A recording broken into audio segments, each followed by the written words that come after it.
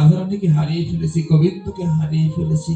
ওই বেদনার কাছে আমাদের এই বেদনা তুচ্ছ। কি প্রেম তাদের মধ্যে, ভাবা যায়।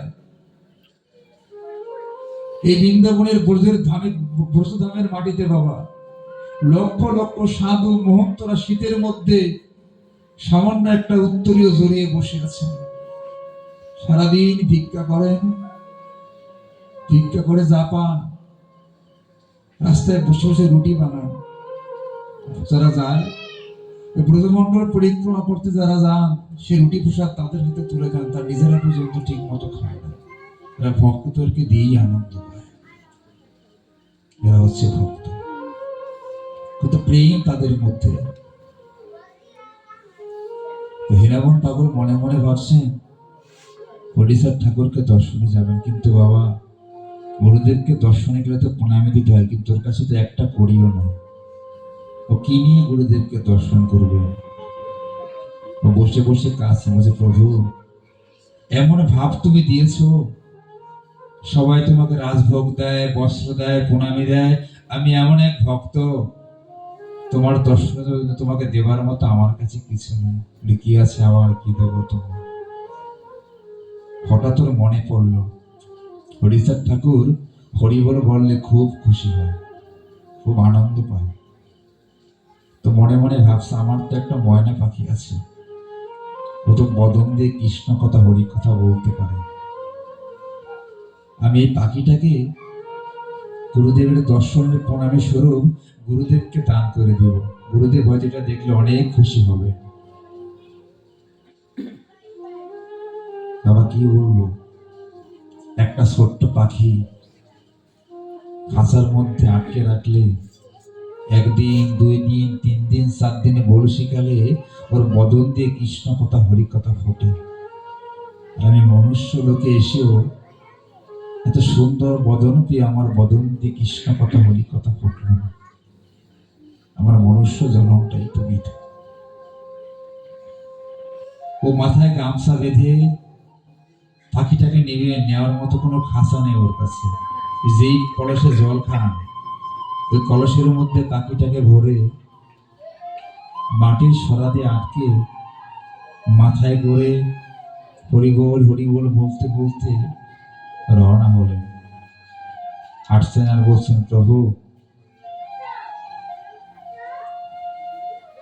আমার এই পাখি যেন তোমার সেবায় লাগে, তুমি আমাকে বিরূপ করো না, আমাকে বিমুখ করো না প্রভু, এটা ছাড়া তোমাকে দেবার মতো আমার কাছে কিছু নাই। ভগবান বলেছেন আমি আমার ভক্তের কাছে অধীন, যে করে হরির চিন্তন হরি করে তার চিন্তা। ও তো হরির চিন্তা করতে করতে গিয়ে যাচ্ছে, হাঁটতে হাঁটতে হরি বলে বলতে বলতে অনেকদিন পর, তখন তো গাড়ির রাস্তা ছিল, হেঁটে যেতে হতো, হরিচাঁদ ঠাকুরের কাছে গিয়ে পৌঁছালো। গিয়ে দেখে হরিচাঁদ ঠাকুর তার দরজার সামনে দাঁড়িয়ে আছে। হরিচাঁদ ঠাকুরকে দেখে, কলসটা তার পায়ের সামনে রেখে ও ষষ্ঠাঙ্গে প্রণাম করল। অনেকদিন পর গুরুদেবকে দেখেছেন তো মনের আবেগটা ধরে রাখতে পারিনি, গুরুদেবকে দেখেই কাঁদতে লাগলো। যারা শুদ্ধ সাত্বিক গুরুদেব বাবা, এরা তার শিষ্যের বদনের দিকে তাকালেই তার অবস্থাটা বোঝে, অবলোকন করতে, উপলব্ধি করতে পারে। হরিচাঁদ ঠাকুর বুঝতে পারলো, বলো কাঁদছিস কেন?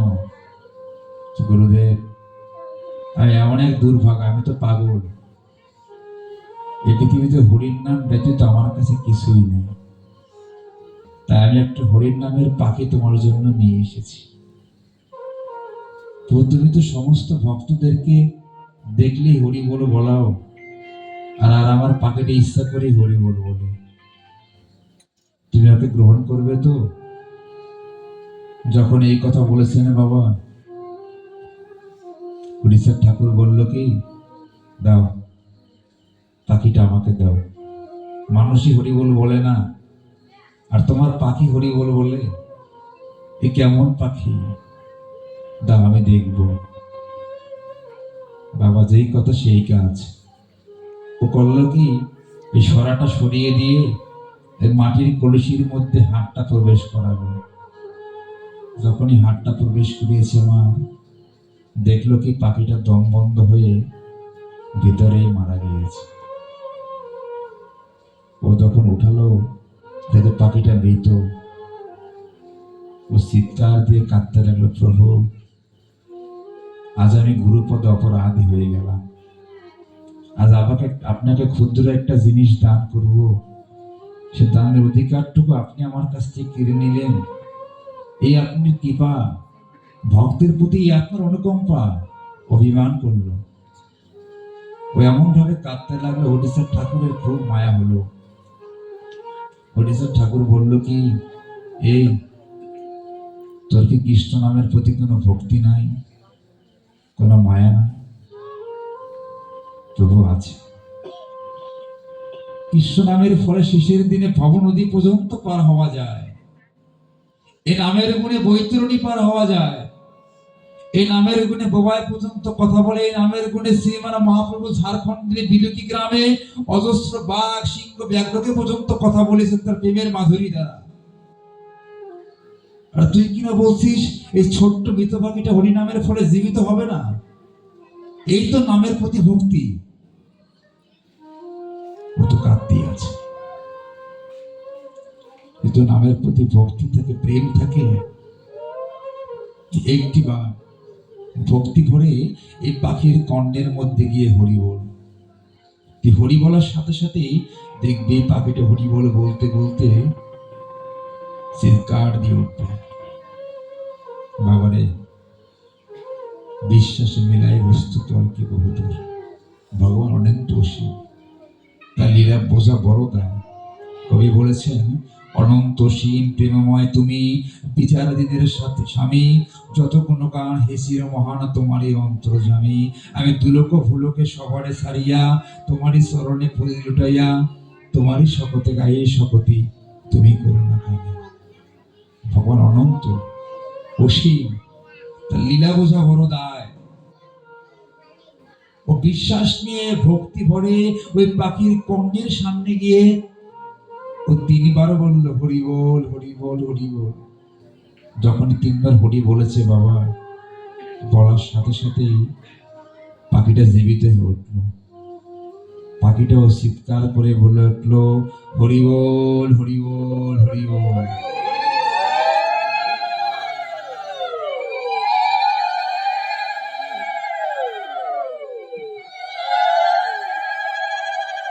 যখন হরি বল বলেছেন বাবা, ও তো অবাক, প্রভু আমার পাখিটা ঠিকই আজকে হরি বল বলে উঠলো, তবে তোমার কৃপা। ভগবান বলল, রে হরিনামের গুণে মৃত পাখি পর্যন্ত জীবিত হয়ে যদি ভক্তি করে হরি বলকে ডাকা যায়, কিন্তু আমার জীব একটিবার হরি বল বললাম, বাবা আমাকে এখানে জেগে আছে,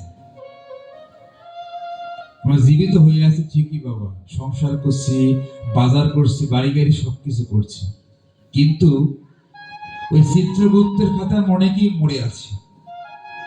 ভগবান বলেছেন, আমার কাছে জীব দুই প্রকার জীব মৃত বলে পরিগণিত হয়। জীব একবার মারা যায়, যখন জীব তারা ভবলীলা সাঙ্গ করে আমার কাছে চলে আসে। জীব আরেকবার মারা যায়, তার জীবত্ব শয়তান মনের অজান্তে। কখন? ভগবান বলল, যেই জীব এই সুন্দর বদন পেয়ে কৃষ্ণ কথা হরি কথা বলে না, সেই জীব আমার কাছে মৃত বলে পরিগণিত হয়। ওমা, আমরা যারা প্রতিদিন 24টা ঘন্টা 24 মিনিট যারা আমরা ভগবানের জন্য বরাদ্দ রাখি না, আমরা ব্যক্তিগত অর্থে ভগবানের কাছে মৃত বলে পরিগণিত হয়ে আছি।